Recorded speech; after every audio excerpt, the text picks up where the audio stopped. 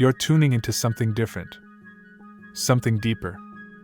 Welcome to a space where the unseen becomes seen, where the patterns beneath reality are decoded.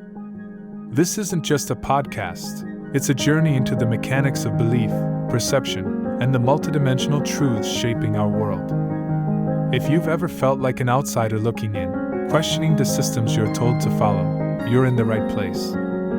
This is The Outcast, the Pattern Podcast. Let's dive in. Welcome to The Deep Dive. You sent us excerpts from Orestes Brownson's Spirit Wrapper, An Unraveling of the Psyche, and tonight we're diving into this really fascinating work. Yeah, it's a text that's just, dripping with mystery and intrigue, isn't it? Especially thinking about what it reveals about the human psyche. Absolutely. It feels like a journey into the unknown. Both, the external stuff like the spiritualist movement, but also that internal world of belief and doubt. Right. And for listeners maybe wondering, why this book? Why a 19th century novel to get insight into the psyche? Well, yeah, it's a fair question. Orestes Brownson himself was a major American thinker. His own life was this incredible journey through different ways of thinking. He started with strict Calvinism, right? Yeah. Then moved through Unitarianism, even transcendentalism. Exactly. Before finally landing in Catholicism. That whole arc is key. It really is. It gave him such a unique perspective on the whole spiritualist craze that was really taking off in the mid-1800s. People back then were wrestling with huge questions. Oh, definitely. Reality, the spirit world, the power of the mind, all that stuff. So this book, The Spirit Wrapper, an autobiography, published in 1854, it's semi-autobiographical. Right. It reflects his own brushes with spiritualism, especially around people like the Fox sisters. They were huge back then with the spirit wrappings. Mm-hmm. But like you said, it's way more than just a historical account of seances. Oh, yeah. Much more. It works on these two kind of intriguing levels. On one hand, yes, it's a sharp critique of those spiritualist practices. He questions their validity, the potential for fraud. But the other level, maybe the more compelling one for us tonight, is how it digs into the psychological reasons people were so drawn in, the spiritual longings, the vulnerabilities. That's the core of it, I think. And the title itself, Spirit Wrapper. So evocative, right? Obviously, it points to the literal wrappings at seances. Yeah, the mysterious knocks people thought were spirits. But Brownson uses it metaphorically, too. For that inner wrapping, you mean? Exactly. That constant noise inside. The questions, the fears, the desires bouncing around in the mind, that's the real mystery he seems keen on unraveling. Okay, so our mission tonight basically is to get into how the novel shows these mystical encounters, seances, visions, all that, and really look at how they mess with the main character's head. What does this dive into the spirit world actually tell us about the psyche's inner workings? Right, and explore the intrigue, like you said. Why did Brownson feel the need to pick apart the psychology behind it all? It's about understanding that human pull towards something more and, the dangers lurking there. So let's start with the story itself. The main character is this young intellectual. Very restless, searching for truth. You can definitely see Brownson's own journey reflected there. Totally. He's disillusioned, right? Traditional religion isn't cutting it, but neither is just pure materialism. A very human place to be, that feeling of there must be more. So he starts looking elsewhere. In that path as well, and that's full of mystery. He starts exploring occult stuff, mesmerism. Hypnotic trances, yeah. Loss of control, visions. Clairvoyance, trying to communicate with spirits. He's looking for actual proof, something solid. That promise of direct experience, immediate access, it's powerful. And at first, in the excerpts, he seems to find it. Yeah, the wrappings, the seances, they seem like validation, proof of the afterlife. But it doesn't last, does it? Not at all. And this is where the mystery deepens, and it gets kind of dark. The encounters change. They become disturbing, deceptive even. And you see the toll it takes on his mental state. Yeah, the spirits he connects with, they're not exactly helpful guides. No, Brownson paints them as chaotic, mocking, sometimes downright malevolent. There's no real wisdom there, which is telling. And the result, his psychological state just tanks. Delusions start creeping in, deep depression.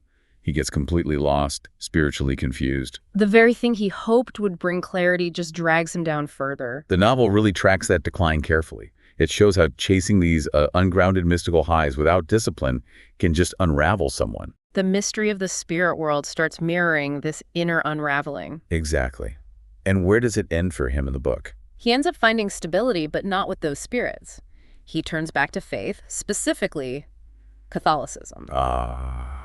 The structure, the authority. Yeah. Presented as a solid foundation after all that chaos. Right.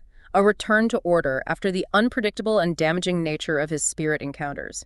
Catholicism offers that grounding he needed. It's a framework to contain that yearning for the transcendent, but without falling for what Brownson saw as dangerous illusions. Okay, so let's dig into these specific mystical experiences and their psychological impact. The novel lays them out almost like a catalog. Which is super helpful for us. You see the patterns. Yeah. Take mesmeric trances. Right, those hypnotic states, visions, loss of control. And the psychological fallout Brownson shows.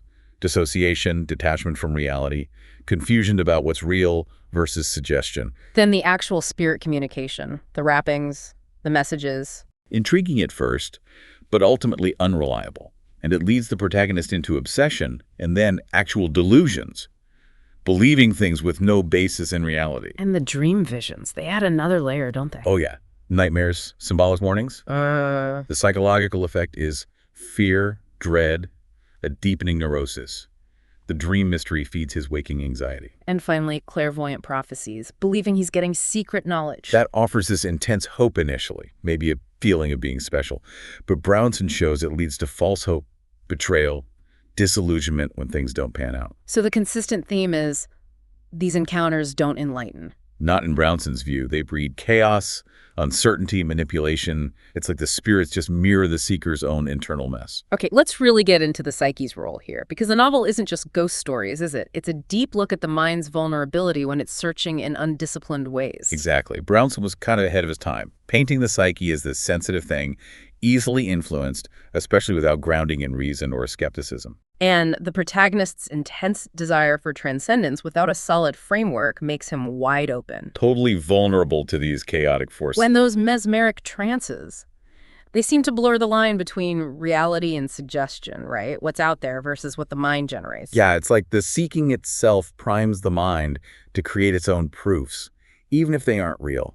The longing makes it easy to be convinced. It's amazing insight for the time before modern psychology really mapped all this out. Suggestion, expectation, the subconscious. Brownson seems to suggest the psyche itself becomes the stage for these spiritual dramas. Which makes you think about unconscious projection. Could these spirits actually be, well, parts of himself? Fears, desires, conflicts, just dressed up as ghosts? That's a really compelling proto-psychological reading. Whether Brownson thought in exactly those terms, who knows? But it fits. The spirits as externalized fragments of the self. Like the shadow self, maybe. Stuff he hasn't owned up to. Could be. Or maybe Jungian complexes, things like that. The wrappings and visions become the psyche's garbled way of trying to signal buried truths. The unconscious trying to break through, but the message gets twisted because he's so desperately seeking something external. Precisely. The spirit mystery masks the self-mystery. And the fact the spirits are so often deceptive, does that mirror his own self-deception? His maybe confused motives? Wanting that spiritual shortcut. Yeah. Looking for the easy way, maybe blinding himself to the potential for manipulation from outside and inside. The novel definitely suggests that chasing shortcuts, bypassing disciplined inner work, leads to the psyche fragmenting, splintering almost. Instead of integration, you get chaos. And the consequences are laid bare. Loss of autonomy, runaway imagination, losing trust in his own mind. The tool for understanding gets broken. Which loops back to the resolution Brownson offers faith, specifically Catholicism, as a way to piece things back together. The structure needed to contain and integrate those unleashed psychic forces. The novel uses some strong symbols too, doesn't it? To explore this mystery and the psyche. Oh, definitely. The spirit wrapping itself. Not just ghosts knocking, but the unconscious trying to get attention. Yeah, trying to break into consciousness, often disruptively. And the trance states. They symbolize losing those ego boundaries, becoming vulnerable. Exactly. Psychic openness, susceptibility to invasion, blurring self and other. And the deceptive spirits they stand for. Those shadow elements. Yeah. Unconscious projections. Our own unresolved stuff reflected back at us, but distorted. Makes sense. And the return to Catholicism, symbolically. It represents reintegration. Using the authority, order, and humility of the faith to bring those fragmented parts back into some kind of coherence. Inner order through external structure. Okay, stepping back, what are the bigger philosophical or mystical takeaways from Brownson here, especially with the psyche and mystery? Well, what's striking is his early critique of spiritualism. mid-19th century, and he's already seeing the potential for harm, especially for suggestible minds. Relying on potentially dodgy external sources instead of doing the hard inner work. Right. And he pushes for a more disciplined mysticism. Authentic growth isn't about chasing easy revelations. It needs discernment, humility, integration. All of that. It's the opposite of the quick fix approach. And this links to what you called psychic sovereignty. Yeah, basically a warning against handing over control of your own mind, whether it's to supposed spirits or just your own unchecked unconscious impulses, protecting your mental autonomy. So, wrapping this up for our listeners, key takeaways from this deep dive into the spirit wrapper and the psyche. I think it's a powerful reminder, still relevant today.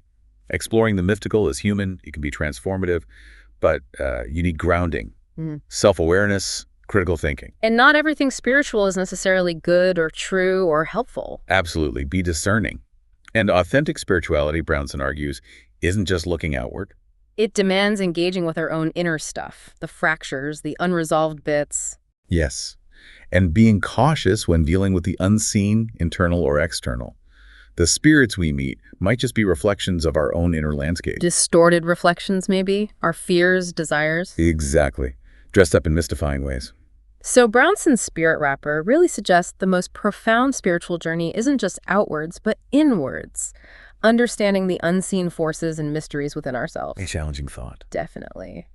So maybe the final question for you listening is, what aspects of your own inner wrapping, those persistent thoughts or inner dialogues, might be worth exploring with, well, a bit more awareness and a discerning eye?